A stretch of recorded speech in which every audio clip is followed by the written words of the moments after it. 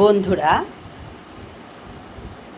একটি কথা আজ আমি বলি, সেটা হচ্ছে আমরা বাবা মায়েরা যারা এই পৃথিবীতে রয়েছি তারা কি করি, আমাদের একটিমাত্র সন্তান, দুটো সন্তান আমাদের এই পৃথিবীতে রয়েছে, এত বেশি উদারতা দেখায়, মনে করি যে সন্তান ছাড়া তো এই পৃথিবীতে আমার আর কেউ নেই, কিচ্ছু নেই, একমাত্র প্রদীপ আমার ছেলে, আমার মেয়ে। তাহলে আমার যতটুকু অর্থ সম্পদ রয়েছে সব কিছু আমার সন্তানেরই। সেটা ভেবেই আমরা কি করি, পৃথিবীতে বেঁচে থাকতেই আমাদের যে দায়িত্ব, আমাদের যে কর্তব্য, আমাদের যে গার্ডিয়ান, সব কিছু আমরা আমাদের সন্তানের হাতে তুলে দিই। সেটা যেন আমরা কোনো বাবা মা না করি। প্রিয় বন্ধুরা, আসসালামু আলাইকুম। কেমন আছেন আপনারা সবাই? আশা করছি সবাই ভালো আছেন। দেশে এবং দেশের বাইরে প্রবাসে যত আমার প্রাণপ্রিয় বন্ধুরা রয়েছেন, আমার কলিজার ভাই ও বোনেরা, যারা আমার চ্যানেল থেকে ভিডিওটা দেখবেন দয়া করে চ্যানেলটা সাবস্ক্রাইব করে দিবেন। যারা ফেসবুক পেজ থেকে দেখবেন আমার পেজটাকে ফলো করে দিবেন। বন্ধুরা, আজ অতি মূল্যবান গুরুত্বপূর্ণ একটি কথা বলতে চলেছি আপনাদের মধ্যে। সেটা হচ্ছে, আমরা কি করি, আবেগে আমাদের বাবা মা যারা রয়েছি, যারা এক সময় আমরা অনেক যুদ্ধ করেছি সন্তানের জন্য, শেষ জীবনে এসে আমরা বৃদ্ধ হয়ে গেছি, আমাদের অনেক অর্থ সম্পদ রয়েছে, আমাদের একমাত্র উত্তরাধিকারী হিসাবে আমার সন্তান, আমার ছেলে এবং আমার মেয়ে। তখন আমরা কি করি, আমার মেয়েকে যখন বিয়ে দিয়ে দিই, একমাত্র প্রদীপ আমার ছেলে সন্তান যখন আমার জীবনে থাকে, সন্তানকে তখন আমরা কি করি, যখন আমরা চলতে পারি না, ফিরতে পারি না, তখন আমরা কি করি, আমার জীবনের দায়িত্ব বা আমার জীবনের বিচারক হিসাবে আমি ডিসাইড করি আমার সন্তানকে, যা আছে আমার সব কিছু আমি আমার সন্তানের নামে লিখে দিই। সেটাই হচ্ছে আমার চরম ভুল, সেটাই হচ্ছে আমার সবচেয়ে বড় ধ্বংসের মূল। এই কাজটা যে বাবা মারা করে থাকেন, তারাই বৃদ্ধ সময়ে এসে সারা জীবন মৃত্যুর আগ পর্যন্ত কষ্ট পেতে হয় সন্তানদের কাছ থেকে, আর সন্তানদের কাছ থেকে বিতাড়িত হতে হয়, আর ঘর ছাড়া হতে হয় সেই বাবা মাদের। তো আমি অসংখ্যবার বলেছি, আমাদের বৃদ্ধ বাবা মাদেরকে অনেকবার বলেছি, সেটা হাই সোসাইটির হতে পারে, মধ্যবিত্ত ফ্যামিলির হতে পারে, নর্মাল ফ্যামিলিরও হতে পারে।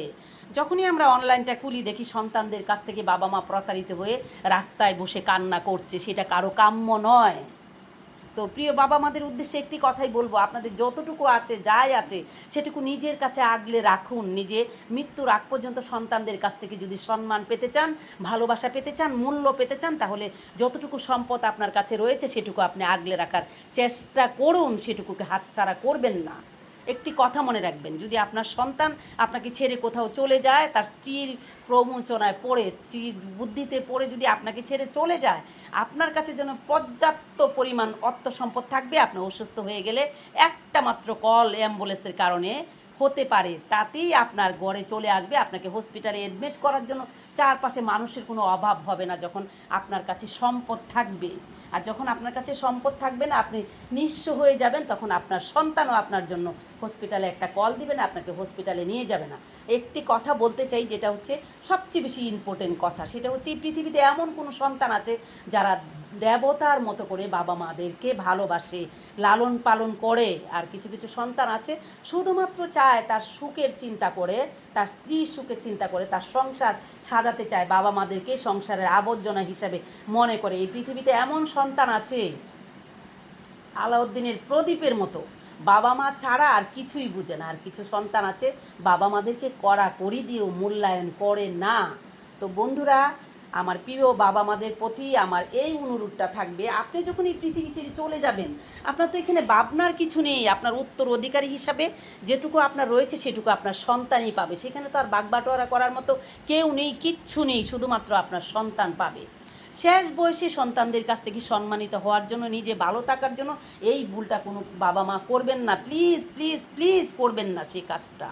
আপনার সম্পদ আপনার কাছে আগলে রাখার চেষ্টা করুন। একটি কথা মনে রাখবেন, আপনার পুত্রবধূ যখন জানতে পারবে আপনার কাছে অনেক অর্থ সম্পদ রয়েছে, যেটা ছাড়া তার স্বামী চলতে পারবে না, বাধ্যতামূলক তার আপনার ছেলের বউর মাও যদি অনেক বুদ্ধি দেয়, তবুও আপনার পুত্রবধূ আপনাকে গরম ভাতটা বাধ্য হয়ে দিবে। কেননা তার স্বামীর চাকরি নেই, তার স্বামীর কোনো কাজ নেই, শুধুমাত্র তার শাশুড়ির অর্থ সম্পদের উপর নির্ভর করে আছে। সেটার জন্য হলেও আপনার পুত্রবধূ আপনাকে প্রকৃত মূল্যায়নটা করার চেষ্টা করবে। তাহলে প্রিয় বাবা মাদেরকে উদ্দেশ্যে একটি কথাই বলতে চাই, সেই ভুলটা কেউ কখনো করবেন না। করলে ওই যে আপনার বয়স্ক আশ্রম, আপনার রাস্তায় আপনি ভিখারির মতো আপনাকে চলতে হবে শেষ বয়সে। না আপনার একটু চিকিৎসা আপনার ভাগ্যে জুটবে। চোখের পানিতে নদী হয়ে যাবে, কিন্তু তারপরেও আপনার সন্তান আপনার দিকে ফিরে তাকাবে না, সেটা কোনো বাবা মায়ের জন্য হয় না, সেই কাম্য আমি কখনোই করি না। তো প্রিয় বাবা মাদের উদ্দেশ্যে একটি কথাই বলতে চাই, আপনাদের সম্পদ আপনাদের কাছে আগলে রাখুন।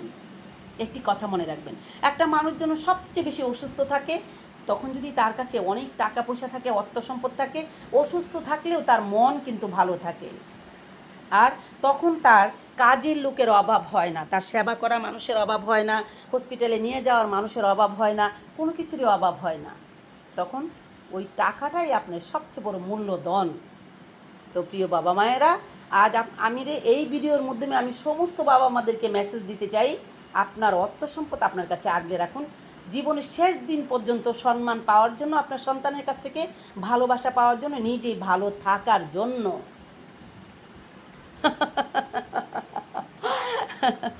অনেক বাবা মায়েরা রয়েছে চোখের জলে বাসছে, সব কিছু নিয়ে সন্তান বাবা মাদেরকে নিঃস্ব করে দিয়ে রাস্তায় বসিয়ে দিয়েছে, বৃদ্ধ আশ্রমে পাঠিয়ে দিয়েছে।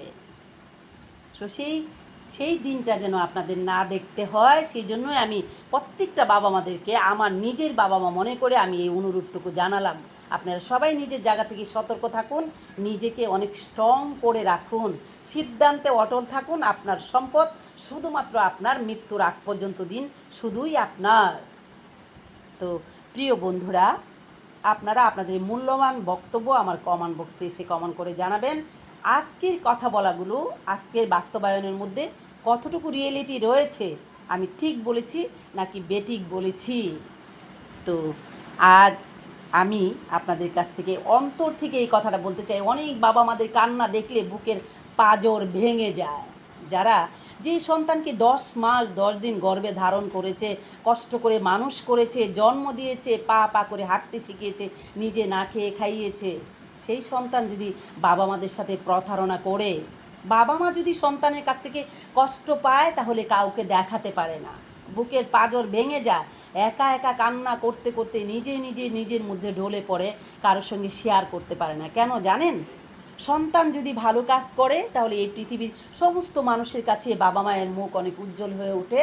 তার সন্তান সেই ভালো কাজ করেছে, সন্তান হয়ে ওঠে বাবা মার অহংকার। আর সন্তান যদি খারাপ কাজ করে, প্রত্যেকটা মা ভিতর থেকে ভেঙে পড়ে, বাবা ভিতর থেকে ভেঙে পড়ে, কারো কাছে শেয়ার করতে পারে না। কেননা যদি সন্তান বাজে কিছু কাজ করে, সন্তান খারাপ হয়, সবার আগে বাবা মায়ের প্রতি আঙ্গুলটা ওঠে, সবচেয়ে বেশি আঙ্গুল উঠে মায়ের প্রতি। তুমি কেমন মায়ের সন্তান, কেমন মা তোমাকে জন্ম দিয়েছে, তুমি এরকম হয়েছো। এর জন্য বাবা মারা সন্তানের কাছ থেকে কষ্ট পেলে, বিশেষ করে গর্ভধারণী মা কারোর সঙ্গে শেয়ার করতে পারে না। তো একটি কথাই বলতে চাই, যে যেখানে রয়েছেন সেখান থেকে অনেক বেশি সাবধান থাকার চেষ্টা করেন, নিজের সম্পদকে নিজের ভবিষ্যতের জন্য আগলে রাখুন। তো প্রিয় বন্ধুরা, আজ আমি এখান থেকে বিদায় নিচ্ছি। আমার প্রাণ প্রিয় বন্ধুরা, আমার ভালোবাসার মানুষেরা যারা দেশে এবং দেশের বাইরে প্রবাসে রয়েছেন, সেখান থেকে মহান আল্লাহ তাআলার কাছে শুকরিয়া আদায় করুন, ভালো থাকার চেষ্টা করুন, দুশ্চিন্তা থেকে দূরে থাকুন। আর আমার তরফ থেকে আমার প্রিয় বন্ধুদের জন্য, বড়দের জন্য রইল সালাম, ছোটদের জন্য রইল এক বুক ভালোবাসা।